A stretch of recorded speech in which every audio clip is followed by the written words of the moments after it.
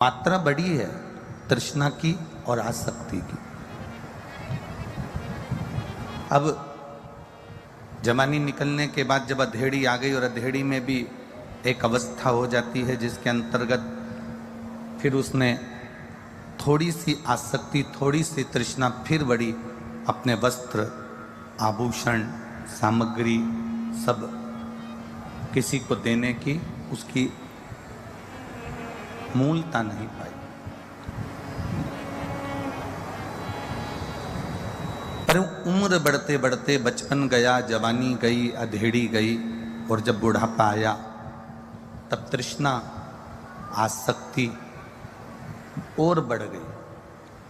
अब वो आसक्ति, तृष्णा इतनी बढ़ गई कि वो छोड़ना नहीं चाहता। एक बहुत अच्छा प्रसंग आता है शिव महापुराण के अंतर्गत, दृष्टांत सागर का। ये बड़ा सुंदर प्रसंग है। एक सेठ जी के यहाँ भ्रमण करते करते 8-10 संत आ गए।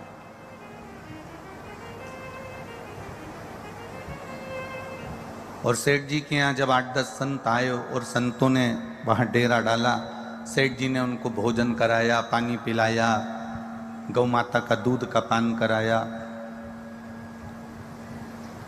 सब सुख सेठ जी ने उनको दिया।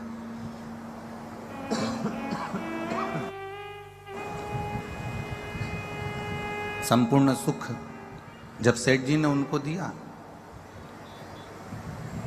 अब सारे संत चले गए, एक संत वहां रुके और उन संत ने वहां डेरा डाल के रखा। तो सेठ जी ने उनका आदर, सम्मान, सत्कार सब किया। समय बीता, संत जाने लगे तो उन्होंने सेठ जी से कहा कि मेरा मन है मैं आपको भगवान से मिला दूं, एक बार मैं आपको भगवान से मिलाना चाहता हूं, चलो मेरे साथ, मैं तुम्हें भगवान से मिला दूंगा। सेठ जी ने कहा मेरे परिवार छोड़कर, मेरे कुटुंब को छोड़कर, मेरे इतना व्यापार छोड़कर मैं आपके साथ नहीं जा सकता, मैं आपके साथ में नहीं जाऊंगा।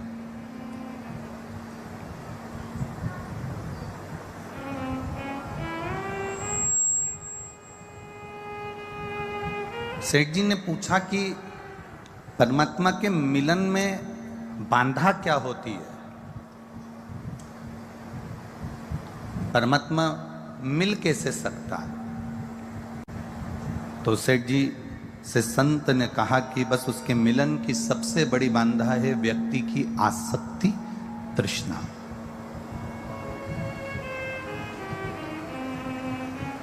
उसकी सबसे बड़ी बांधा है उसकी आसक्ति, उसकी तृष्णा।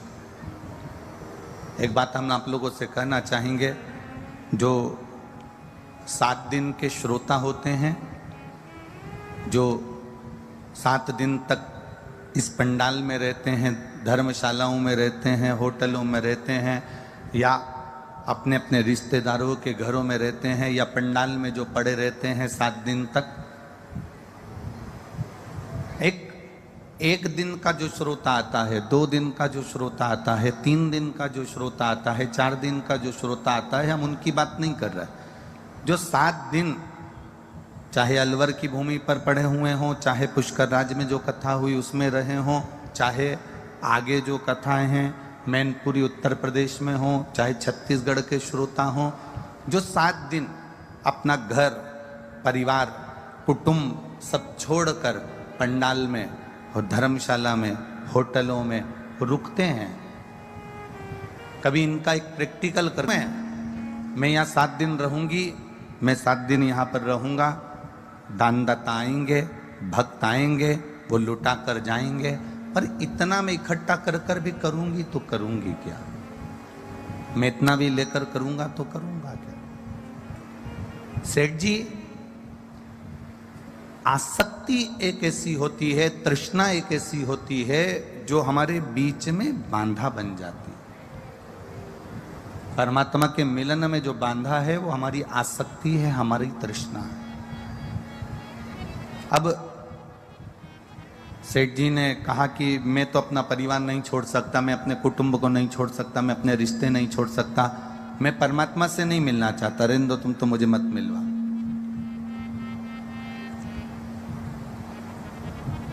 10 साल निकल गए, सेठ जी के प्राण छूट गए।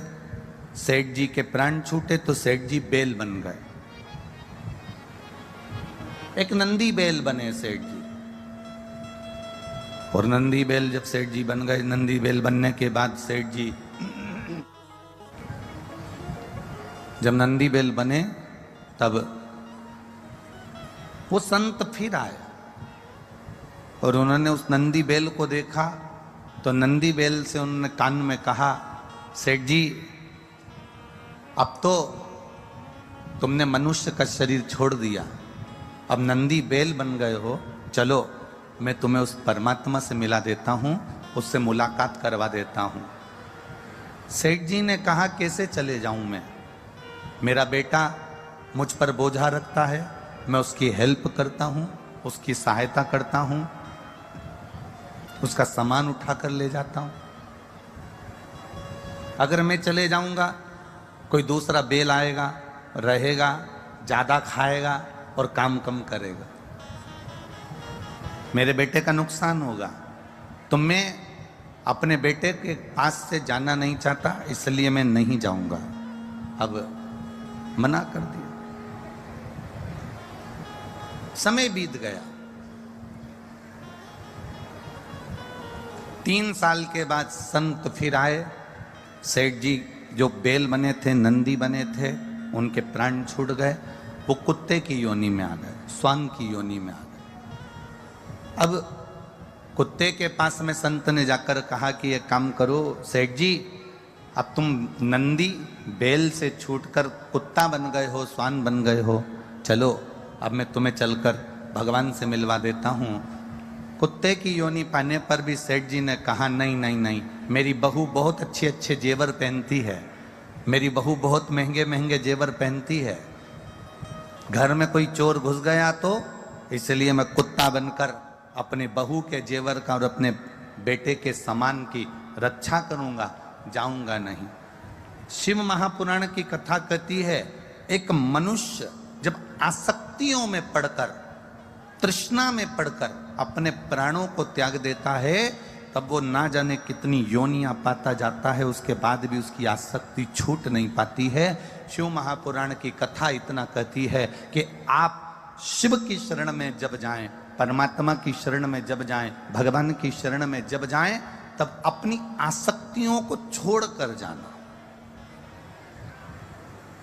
कल कथा में आपसे कहा था कि यहां आना, शिव महापुराण की कथा सुनने के लिए आप अलवर की भूमि पर आ रहे हो, शिव महापुराण की कथा सुनने के लिए इस पंडाल में अगर आप पहुंच रहे हो तो आपसे निवेदन है, सोने की रकम घर छोड़कर ना आना। आसक्ति के सामान, तुम्हारी मोबाइल, तुम्हारी वीआईपी चप्पल, तुम्हारा वीआईपी सामान आप अपने अपने घर पर छोड़कर आओ। यहां आसक्ति से परे होकर आइए।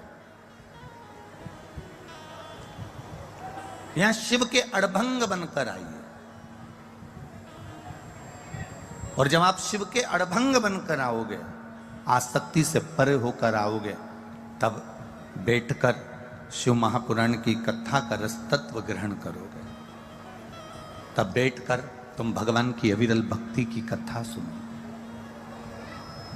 2 क्षण शिव महापुराण के पंडाल में, 2 क्षण भगवान की कथा में, 2 क्षण परमात्मा की भक्ति में बैठने का मौका मिल जाए, बैठो। 2 क्षण शिव महापुराण में अगर तुम्हारा चित्त लग जाए, 2 क्षण इस कथा में तुम्हारा मन रम जाए, तो उसको रमाने का प्रयास करना।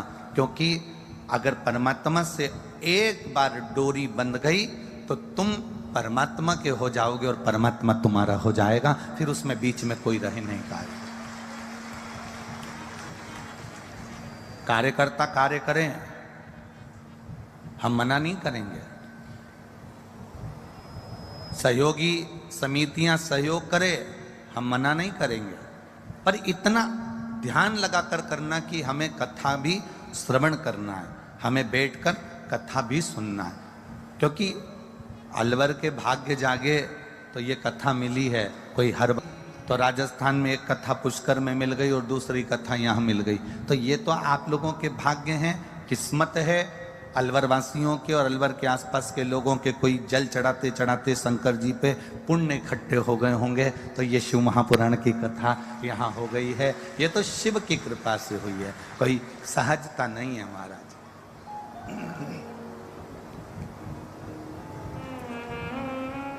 बड़ी मुश्किल।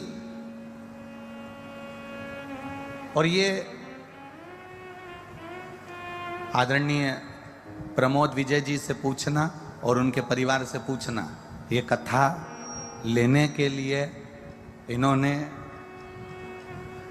दिल्ली, इंदौर, राजस्थान, छत्तीसगढ़ सब दूर से खबर करवाई, तब जाकर ये बड़ी मुश्किल से ये कथा इनको प्राप्त हुई है। ये कोई सहज नहीं है शिव पुराण की बात है। ये बहुत बहुत भाव की कथा है और इसको भाव से श्रवण करो, अपनी जिंदगी में उतारो। बड़ी मुश्किल से मिली है। उम्र बढ़ती है तो तृष्णा भी बढ़ती है। हम कहेंगे उम्र बढ़ने को तो जान दो, हम तो कहेंगे उम्र घटती है। उम्र बढ़ती नहीं है, उम्र घट रही है। 40 साल के हो गए, 50 साल के हो गए, 60 साल के हो गए, 70 साल के हो गए, 80 साल के हो गए, ये तो उम्र घट रही है। इसको बढ़ना नहीं कहेंगे। तो हम ये भी कह सकते हैं कि उम्र घटती है, तृष्णा बढ़ती है, आसक्ति बढ़ती है।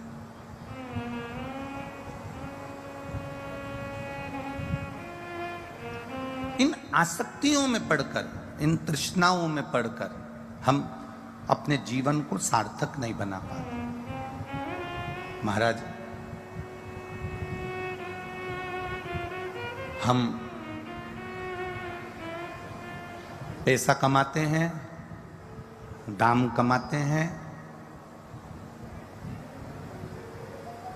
पैसा कमाने से, दाम कमाने से सम्मान सारी दुनिया में मिल सकता है। आप करोड़पति बन जाओ, आपको आपके समाज के लोग सम्मान देंगे।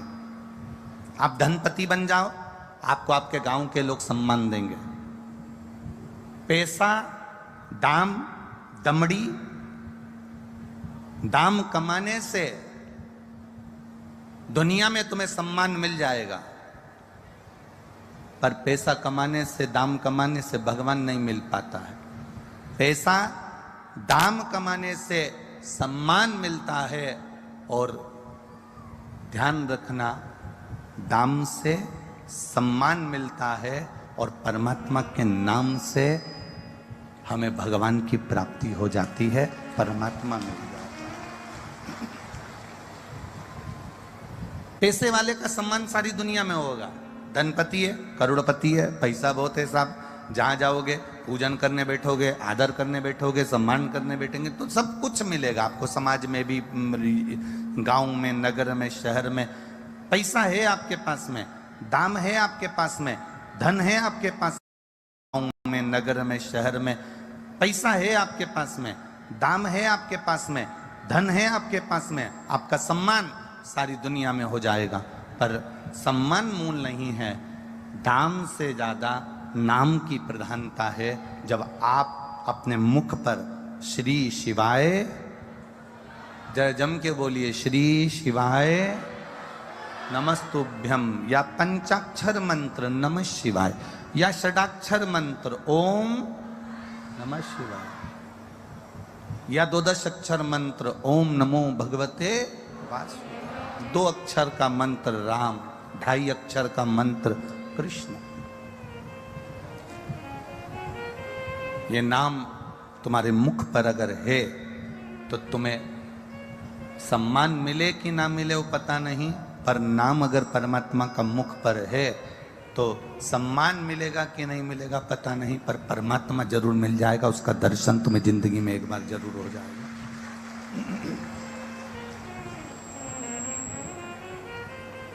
कल एक बेटी ने कोई ने प्रश्न लिखा, एक पत्र लिखा है, नीचे रखा होगा। उस पत्र में उस बेटी ने लिखा, गुरुजी ये शिव महापुराण की जो कथा हो रही है, इसकी खुशी हमारे अलवर के आसपास के 50-100 गांव ऐसे हैं जहां ऐसा लग रहा है जैसे दिवाली हो रही है। हमारे अलवर के आसपास के ऐसे गांव। जिस बेटी ने पत्र लिखा होगा वो बेटी भी होगी यहाँ पर, जिसने पत्र लिखा अलवर की कोई बेटी है जिसने पत्र लिखा। हमारे क्षेत्र के आसपास के सारे गांव नगर आसपास के जितने भी हैं सब दूर दीपावली जैसा माहौल है, खुशी प्राप्त होती। एक बहुत पहले एक वो एडवर्टाइज चलता था, आप लोगों के स्मरण में होगा, राजू तुम्हारे दांत क्या है वो एडवर्टाइज, मोतियों से कैसे चमक रहे हैं, ऐसे ही था ना? अरे बोलो तो जम के। टीवी पे आता था बहुत पहले, हो छोटे थे जब देखते थे, राजू तुम्हारे दांत मोतियों से कैसे चमक रहे हैं, तो वो राजू कह देता था कि हमने ये मंजन करा है उससे हमारे दांत चमक रहे हैं। अब कोई तुमसे कह दे क्यों री कमला आजकल बहुत चमक रही है, तो कमला भी कह देगी जब से शिव पुराण की कथा सुन रही हूं, जब से चमक मेरे बाबा ने दे दी। ये चमक मेरे मालिक की है, ये चमक ये दमक फूलवन में महक, सब कुछ सरकार तुम ही से है। जो कुछ दिया है उसने दिया है, उसको धन्यवाद दो कि हमको कंगाल बनाकर पैदा नहीं करा, उसको धन्यवाद दो हमें विकलांग बनाकर पैदा नहीं करा, उसको धन्यवाद दो हमारे 2 आंखें देकर पैदा करा, 1 आंख देकर पैदा नहीं करा, उसको धन्यवाद दो हमें 2 कान दिए, भगवान ने 1 कान देकर पैदा नहीं करा, भगवान को धन्यवाद दो 2 हाथ देकर पैदा करा, 1 हाथ देकर पैदा नहीं करा, भगवान को धन्यवाद दो 2 पांव देकर पैदा करा, 1 पांव देकर पैदा नहीं करा, भगवान को धन्यवाद दो हमें चलने फिरने के लायक पैदा करा, भगवान को धन्यवाद दो ना जाने किस भिखारी के घर में मुझे दे देते, पर भगवान तूने अच्छा हुआ ऐसे घर में दिया जहां मुझे खाने के लिए 2 रोटी मिल रही है, किसी चौराहे पर लाल पीली बत्ती पर मुझे कटोरा मांगकर कटोरा देकर मांगने के लिए नहीं बिठाया। भगवान धन्यवाद, पहनने के लिए वस्त्र दिए, खाने के लिए अन्न दिया, रहने के लिए घर दिया, अच्छा परिवार, अच्छा कुल, अच्छा कुटुंब दिया, हमारा गांव नगर शहर दिया, ये तेरी कृपा है। भगवान तूने बड़ी करुणा करी, इस शरीर से मैं शिव महापुराण की कथा सुन रही हूं, ये तेरी कृपा है। कहीं ऐसी जगह तूने जन्म नहीं दिया जहां मैं भगवान का भजन भी नहीं कर सकती, किसी ऐसी जगह पर मुझे पैदा नहीं करा जहां बैठकर मैं सत्संग नहीं कर सकती, किसी ऐसी जगह मुझे पैदा नहीं करा जहां बैठकर मैं तेरा नाम नहीं ले सकती, कहीं ऐसी जगह पर तूने मुझे पैदा नहीं करा कि मैं कहीं प्रवचन में नहीं जा सकती, कहीं भगवान के संकीर्तन में नहीं जा सकती, कहीं परमात्मा की भक्ति में नहीं जा सकती।